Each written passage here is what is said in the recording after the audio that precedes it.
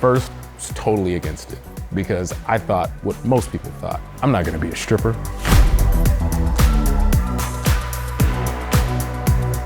We had North Las Vegas police, code enforcement, animal control. So I just said, hey, give me my gun.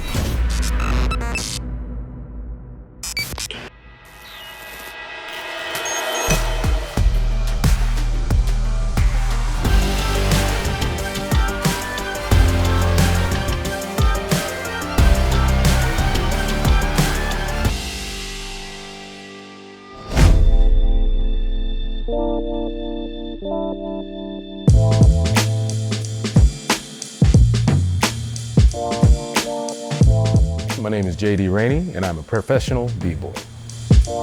Born in Anchorage, Alaska. My mom and dad were law enforcement. I was considered a handicapped kid. My feet weren't sitting in proper alignment, so my feet were literally upside down. I wore leg braces for the first 5 years of my life, so I was a real-life Forrest Gump. The first things I got into was comic books. Comic books was a fun outlet and a fun fantasy land to be in because it was all people with superhuman abilities, and I think subconsciously, knowing that I had a disability, I kind of dreamed of wanting to be superhuman because I had family members that were superhuman to me. My two older brothers were all-star athletes, big, strong, fast. I wanted to do everything my older brothers did. They played almost every sport, so I wanted to do the same. My dad was a martial artist, and mom had the dancing feet. Mom gave me the dancing shoes, so we danced a lot at home, and that was something that was really private and something I didn't think would be later on a career. I moved to Seattle, I was about 9 going on 10. When we moved there, it was very early 90s hip hop. In that era in the 90s was all about fun, bright colors, a lot of geometrical hair shapes. You know, we had people walking around with flat tops and Gumbies. Paul Percumpra, he ended up becoming my best friend in junior high school. Walked into the corridor to go to class and he was practicing, he was dancing, he was breaking. And he was doing a footwork shuffle, and then I seen him spin on his head. And then he stood up, grabbed his bag, and went into class. He didn't know I could see him, and was mind blown. A light bulb clicked and just knew there was something about what he was doing that I wanted to do. I walked into English class and I tapped him on the shoulders like, yo, whoa, what did you just do in the hallway? He said, oh, I was breaking. I said, can you teach me that? After that, we became friends. He invites me over to his house and we start practicing.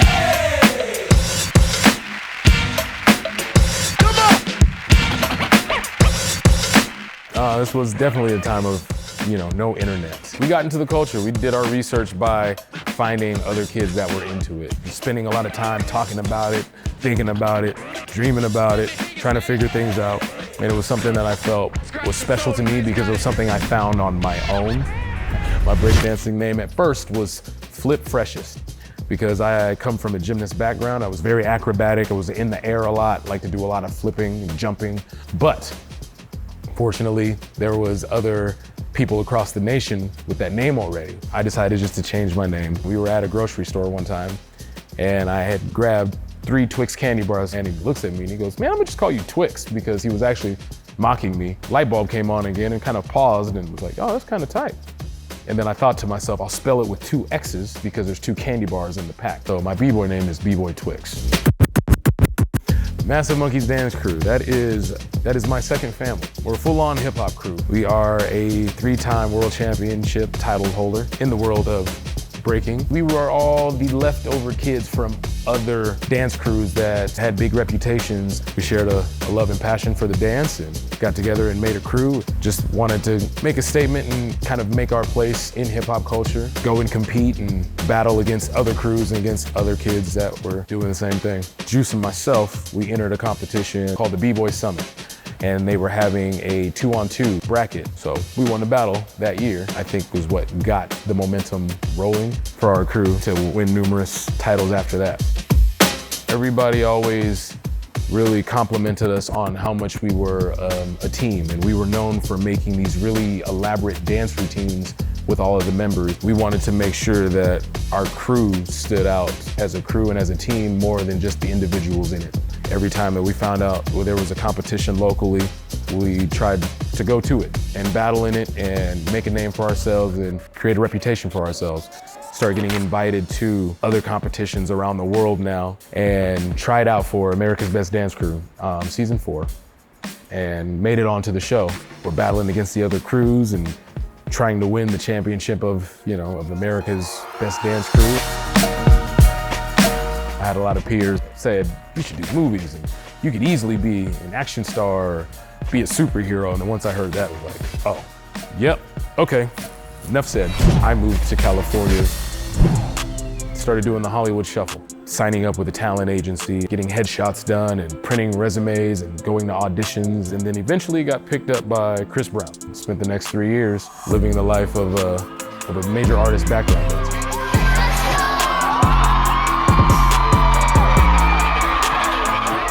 Allison Folk, who is also a dear friend and a crewmate, asked me if I was still interested in dancing or if I was done dancing as a career because she knew I was transitioning and moving into stunts. I was still taking dance jobs. She said, I think I might have a job for you. Magic Mike Live. And at first, I was totally against it because I thought what most people thought. I'm not gonna be a stripper. She goes, wait, it's not what you think. And I'm looking at her skeptically, of course. She gives me more of a demographic of the show and it changed everything. The best way I can explain it, it's the perfect marriage between Magic Mike, the movie and the franchise, and a Cirque du Soleil production. Okay, let's give this a shot. My inner self and my inner child is thinking, oh my God, I gotta move again. For this now upgrade in my dance career, this gave me a chance to kind of step out from behind dancing for stars and becoming my own star. Okay, Sin City, it's all right, Vegas. That first year was a whirlwind of craziness. Took off like a rocket. We're the first show of its kind. We saw our faces on billboards, commercials, and all the buzz, and lives changed.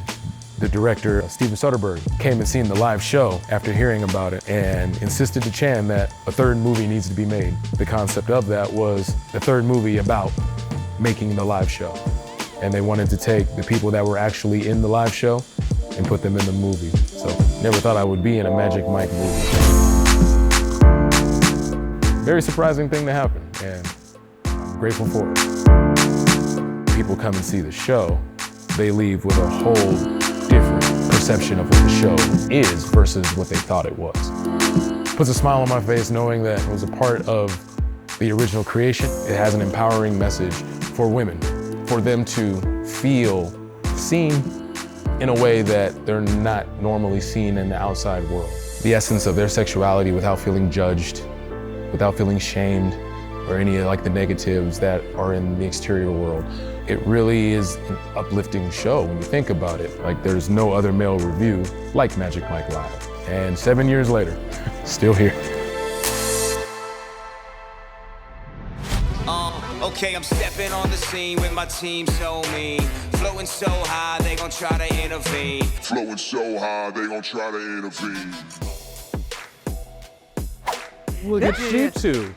Nice little warm-up game of foosball. Yes. Oh, you love that. Wow. Yeah. What's going on? How you doing? I'm all right. They asked me about how our show differentiates from all the other shows, and I touched on the message, but I felt like it would be even better to ask two lovely women of our show, so they could touch on it, so they could hear from the source. I think one of the coolest things that, sets us apart is connection, because I feel like that just makes every woman in the audience feel safe. And I feel like also Magic Mike Live is like a choose your own adventure. You can kind of feel like, this is the kind of night I want to have now. And that's why people come back, It's never the same twice. I feel like we basically just give everyone permission to be themselves and know you're cool just the way you are. I never thought about it as a choose your own adventure. Yeah. That's an actually interesting. It totally is. It totally, now that you said that, it totally tracks. I love bringing people for the first time and having them react, and I feel like that's super fun because they don't know what to expect, and it just opens them up in the best way. It's really important for them to see themselves up there and to be like, oh, I feel like just the way it unfolds to the next level, it's pretty cool. Just pulls back the layers. There's so many different layers to our show. When we bring women up on stage, I forget that stage might be intimidating. Yeah. Oh, yeah. Some of these people have never been on stage, But the fact that I think we make them feel so comfortable by that point that they're like, yeah, I'll go. Oh, I know. Sometimes they're like a little too comfortable. Very comfortable. Okay, cool. So you should probably get back downstairs right now. You gotta get to work. Right, it's about that time, right? All right. Ooh, oh my God, thanks for hanging out. That's so No. fun. Yeah. Hope I'm not interrupting. Oh, Come no. play with us No, soon. she's teaching how. I'm terrible. Yeah. I stick to dancing, I suck at foosball. Ooh. I mean, I don't know. I doubt that. All right.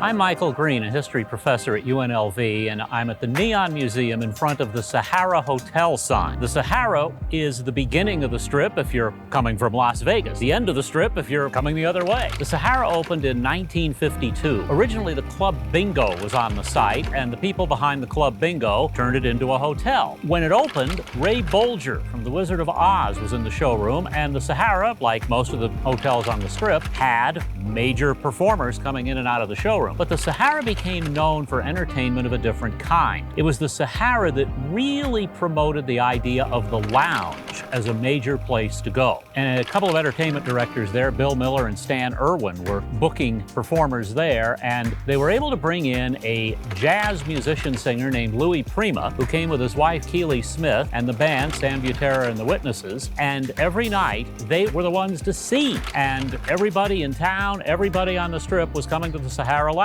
Then they brought in a comedian who actually got laughs insulting people, which might have seemed a little off base, but it was Don Rickles. And he ends up moving from the lounge to the showroom as well. There were other important performers associated with the Sahara. In the 1960s, Johnny Carson started performing there, and it became a big thing for the Sahara that he would announce on The Tonight Show that he was going to be going to Las Vegas and playing the Sahara, and that brought a lot of attention to the hotel. For about 2 decades, it was the home of the telethon that Jerry Lewis hosted on Labor Day weekend for the Muscular Dystrophy Association. Well, the Sahara is still with us. It was under a different name for a while. The current ownership has tried to stick with the history while modernizing it. So today, when you come to the Sahara, you come to the oldest property on the Strip that still has part of the original building there. It's part of Las Vegas history and part of my history. First place in town I ever went for a formal dinner, and I had no idea what I was doing.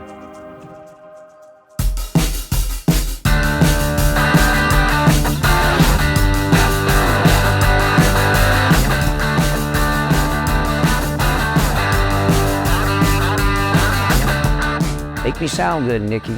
I want you to change my voice, man. People call on the phone, oh, is this Chuck? How could you tell? It sounds like I'm going through puberty for the 40th time. I'm Chuck Fromer. I'm the owner of the oldest meat market in Las Vegas.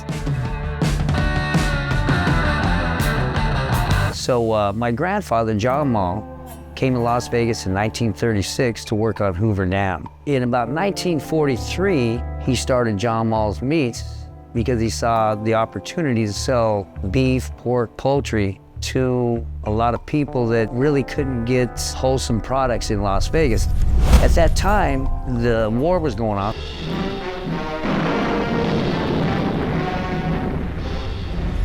So they had ration stamps. So he decided he was going to go out on a limb and utilize his ranching capabilities in Utah to produce beef, bring it down, and sell it primarily to the minority people of Las Vegas. They had a difficult time actually purchasing product because they couldn't get the ration stamps. In 1951, we received our first business license. In 1953, we got our first health permit.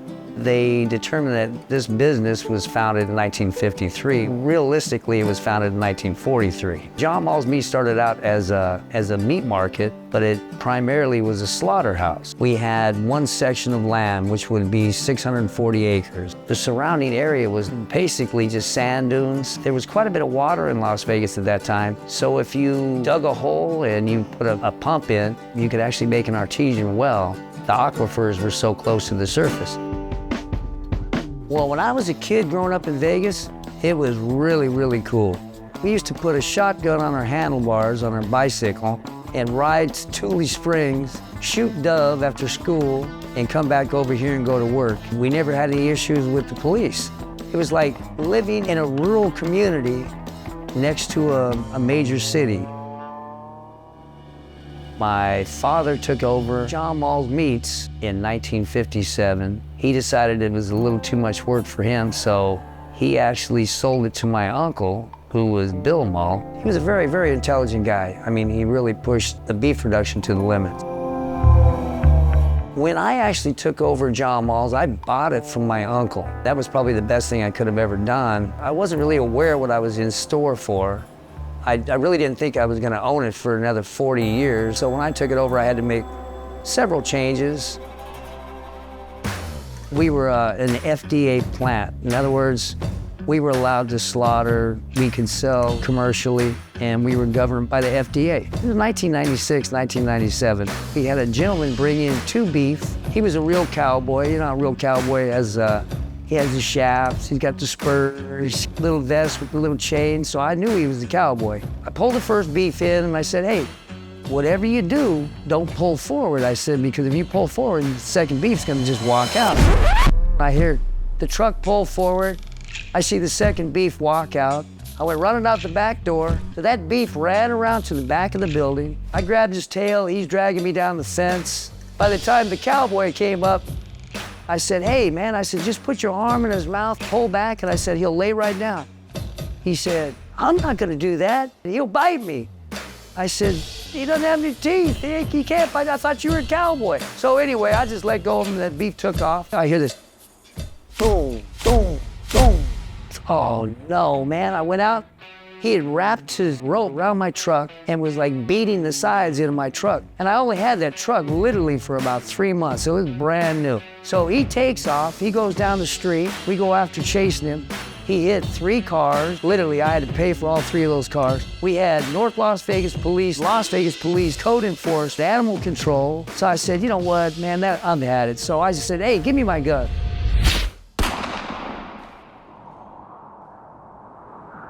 Well, that was foolish. Now, everybody in Las Vegas had a camcorder, so they were filming it. One of the journalists actually came up and said, what were you thinking? I said, well, it was a cow. It wasn't a human being, man. I said, I just shot a cow. He had tears in his eyes. I ended up getting a little community service over that little event. We actually got taken off the federal program because of that. That's when we became a barbecuing place. When we got in the barbecue business, we had a lot of trial and error. I think if I had $1 for every rib that I screwed up, I'd probably be a multi-millionaire by now.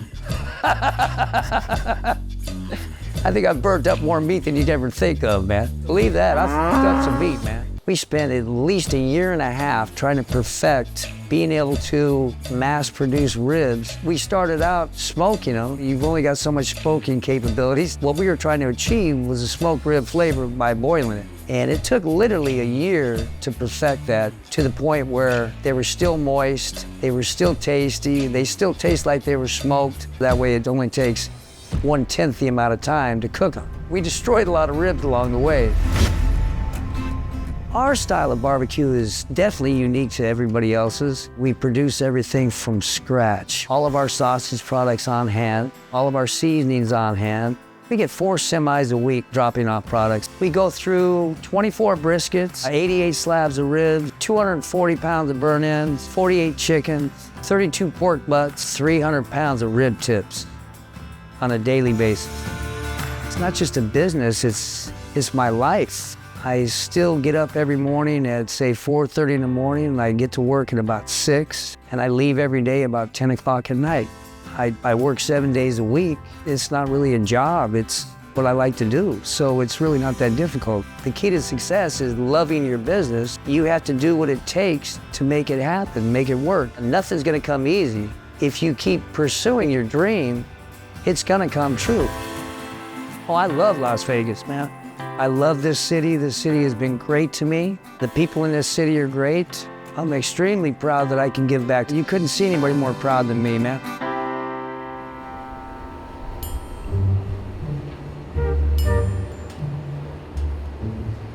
We're not just John Mulls Meat, we're also the Roadkill Grill.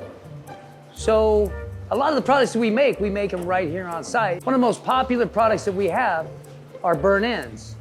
Now we do our burnt ends a little bit differently than everybody else. Most people use the point off of the brisket, which is very fatty. Sometimes there's some meat and no meat. What we started doing about 5 years ago is using chuck flap. This is chuck flap. It's basically off the front quarter of the beef. There's only one piece per side, so you only end up with 2 off of a whole beef. It's pretty well marbled, so it's nice and tender. It's got enough fat to give you some texture and a lot of flavor. We actually inject it with a marinade. We get a uniform seasoning all the way through the meat. So this is a Pro Max injector. As you can see, this is our marinade down here. And what it does is it vacuums it up into the machine, and these little needles actually inject each and every one of these burnt ends. There's 32 needles that actually puncture about every inch on that burnt end. So we've actually pulled our burnt ends out of that Pro Max injector. You can see the little perforation on here. The marinade's penetrated everything. Now we're gonna go ahead and rub them down. Now this rub is a rub that we've actually developed here at John Mulls Meat Roadkill Grill. We call it the rib rub. What we're gonna do is just put it on pretty liberally, rub it in. We're gonna do all sides of the meat. And we generally do this in a big tumbler, a big vat, but just to make it a little bit more for show, we're gonna go ahead and do it by hand. So this is what the finished product would look like before it goes in the smokehouse. Now we're gonna put this in the smokehouse after it's been rubbed for about 22 hours. We're gonna smoke it with pecan wood. So that's our next step. So once we get that done, we'll take it out and we'll show you what it looks like on the finished product. Well, it's been about 22 hours. I think it's time to check smokehouse. We'll take these burnt ends out, cut them up, give you a good look at what you're missing out on here at the Roadkill Grill. Boom! Now that's some smoke. Now I'm tearing up, not because of the smoke, just because of the taste. I'm just eager to try these. So we actually wrap these in saran wrap when they reach 165 degrees. The reason why we do that is just to hold the humidity in. We're just gonna cut these directly off the smoker. You see how nice and moist they are? Here's our rub on the outside. Let's go ahead and cut them into little squares. And that is a Roadkill burnt end. We'll let Jeremy try it, see how he likes it. One for Max and one for Tommy. Why don't you try one real quick? Oh, yeah. Oh, I love these, man. This is all day, baby. Nice and tender. Flavor's right. That's what we look for, consistency. So you've seen it here. Not only do we make salami and John Mulls Meat, but we make the best burnt ends at the Roadkill Grill. Come on down and try it.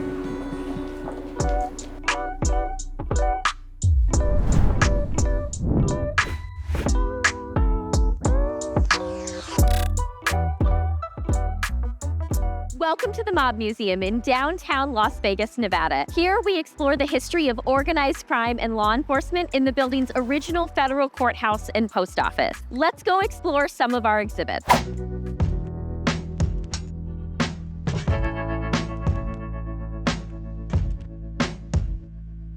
Here at the Mob Museum, we talk so much about the connection with organized crime and our city.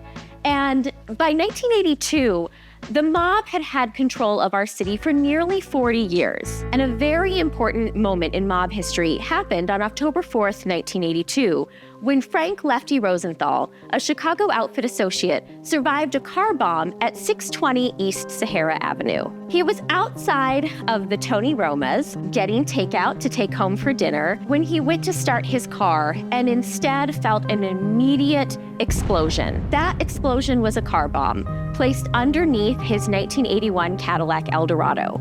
Rosenthal survived this car bomb, though, because of a steel plate that had been placed under the driver's seat in this particular model of the Eldorado as a stabilizing feature. The car bombing is still uncredited, and it's unclear who exactly orchestrated the bomb. But there are a number of key leading suspects. One in particular, Frank Balistreri, who was a Milwaukee mobster, as well as Kansas City mob associates, and a story that many know from the 1995 movie Casino Another suspect was Tony Spilatro, Rosenthal's fellow associate of the Chicago outfit, former friend, and at that point, kind of bitter enemy. Many people think that Spilatro might have been responsible for this car bomb because of their own personal tension. And if any of this story sounds familiar, that's because it is the first scene in Casino, in which Robert De Niro, playing the character of Sam Rothstein, very less than loosely based on Frank Lefty Rosenthal, survives a car bomb very similar to what the actual Rosenthal survived. To discover more about other historical events in mob history, join us at the Mob Museum in downtown Las Vegas.